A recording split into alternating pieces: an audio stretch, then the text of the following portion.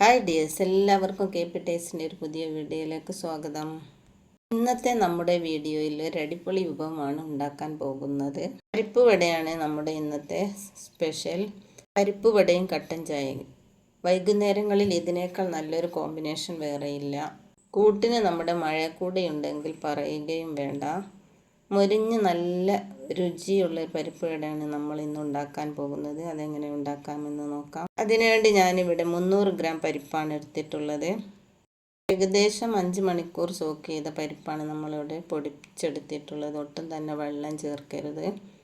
ഇതിലേക്ക് ആവശ്യമുള്ള ഇഞ്ചി, പച്ചമുളക്, ഉള്ളി എല്ലാം തന്നെ അരിഞ്ഞെടുത്തിട്ടുണ്ട്. അരച്ചെടുത്ത പരിപ്പ് നമുക്കൊരു പാത്രത്തിലേക്കിടാം.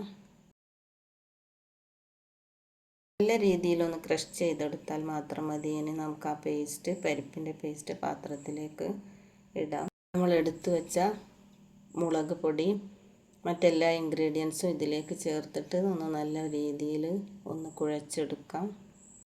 ഇതിൽ ചേർത്ത എല്ലാം പൊടിയായിട്ട് അരിഞ്ഞാൽ മതി. നീളത്തിൽ ഉള്ളി അരിയരുത്.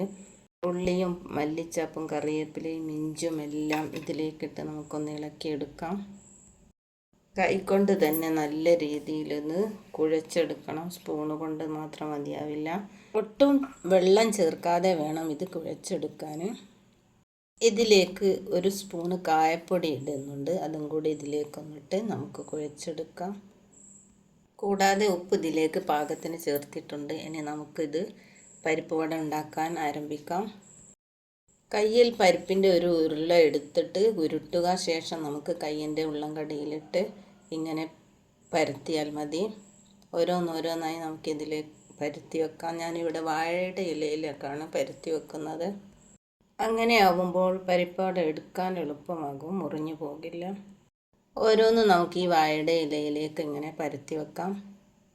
നിങ്ങൾക്ക് വീഡിയോ ഇഷ്ടമായെങ്കിൽ ലൈക്ക് ചെയ്യാനും ഷെയർ ചെയ്യാനും മറക്കരുത്. കൂടാതെ സബ്സ്ക്രൈബ് ചെയ്യാത്തവരായിട്ട് ആരെങ്കിലും കാണുന്നുണ്ടെങ്കിൽ ഒന്ന് സബ്സ്ക്രൈബ് ചെയ്ത് ഓൾ എന്ന ബെല്ലൈക്കൺ ഓപ്ഷൻ എനേബിൾ ചെയ്യാനും നിങ്ങൾ മറക്കരുത്. വളരെ കുറഞ്ഞ ചേരുവകൾ മാത്രം ഉപയോഗിച്ചാണ് നമ്മൾ ഇന്ന് ഇത് ഇവിടെ തയ്യാറാക്കിയിട്ടുള്ളത്. വളരെ എളുപ്പത്തിൽ തയ്യാറാക്കാവുന്നതും സ്വാദിഷ്ടവുമായ ഒരു വിഭവമാണ് നമ്മുടെ പരിപ്പ് വട. പാൻ ചൂടായതിന് ശേഷം നമുക്കിതിലേക്ക് കുറച്ച് വെളിച്ചെണ്ണ വെക്കാം. വെളിച്ചെണ്ണ ചൂടായതിന് ശേഷം നമുക്ക് ഓരോ പരിപ്പ് വട നമ്മൾ പരത്തി വെച്ചതും ഇതിലേക്ക് ഇട്ട് പൊരിച്ചെടുക്കാം. തീ ഒരു മീഡിയം സൈസിൽ വെക്കാവൂ. തീ കൂടിയാൽ പരിപ്പ് വടയുടെ ഉൾഭാഗം ഒന്നും വേവാതെ പരിപ്പ് വട കരിഞ്ഞു പോകും. ഉൾഭാഗം വേവണമെങ്കിൽ സാവധാനം ഒരു മീഡിയം സൈസിൽ തീയാക്കി സാവധാനം വേവിച്ചെടുക്കണം. പറ്റ തീ കുറയ്ക്കാനും പാടില്ല. പണ്ട് കാലങ്ങളിലെ ചായക്കടകളിൽ ഉണ്ടായിരുന്നൊരു കടിയാണിത്. ഉള്ളിവട, പരിപ്പ് വട, നെയ്യപ്പം ഇവയൊക്കെ ആയിരുന്നു അന്നുണ്ടായിരുന്ന പലഹാരങ്ങൾ. തനി നാടൻ വിഭവമായി പരിപ്പ് വട കറുമുറ കഴിക്കാൻ നല്ല രസമാണ്. ചെറിയ കുട്ടികൾക്കും മുതിർന്നവർക്കും പ്രായഭേദമന്യേ എല്ലാവർക്കും ഇഷ്ടമുള്ളൊരു പലഹാരമാണിത്. ഇത് വെന്ത് കിട്ടാൻ കുറച്ച് സമയമെടുക്കുമെങ്കിലും വെന്ത് കഴിഞ്ഞ് കട്ടൻ ചായയുടെ കൂടെ കഴിക്കാൻ ഇത് നല്ല രസമാണ്.